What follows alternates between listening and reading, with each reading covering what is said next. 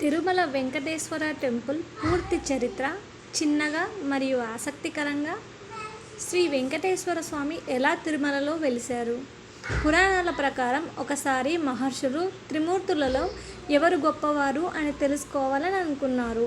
అప్పుడు భృగు మహర్షి ముందుగా లార్డ్ బ్రహ్మ దగ్గరకు, తర్వాత లార్డ్ శివ దగ్గరకు వెళ్ళాడు. చివరగా లార్డ్ విష్ణు వద్దకు వెళ్ళి కోపంతో ఆయన ఛాతీపై కాలితో తన్నాడు.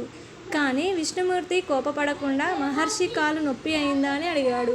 ఇది చూసిన మహాలక్ష్మి అమ్మవారు బాధపడి వైకుంఠాన్ని విడిచి వెళ్ళిపోయారు.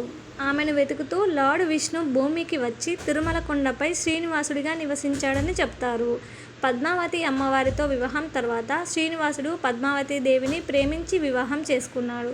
ఆ పెళ్లి కోసం కుబేరుడి దగ్గర అప్పు తీసుకున్నాడని పురాణాలు చెబుతాయి. అందుకే భక్తులు ఇప్పటికీ హుండీలో డబ్బులు వేస్తే అది స్వామి వారి అప్పు తీర్చడానికి అని నమ్ముతారు. తిరుమల ఆలయ విశేషాలు. 7 కొండలు. తిరుమలలోని 7 కొండలు ఆదిశేషుని 7 తలలుగా భావిస్తారు. స్వామివారి విగ్రహ రహస్యం. విగ్రహం మీద సహజమైన తేమ ఉంటుందని అంటారు. చెవికి దగ్గరగా వింటే సముద్ర ధ్వని వినిపిస్తుందని భక్తుల నమ్మకం. స్వామివారి జుట్టు అసలు జుట్టులా మృదువుగా ఉంటుందని చెప్తారు. ప్రపంచ ప్రసిద్ధి. తిరుమల తిరుపతి దేవస్థానం ప్రపంచంలోనే అత్యధికంగా భక్తులు దర్శించే ఆలయాలలో ఒకటి.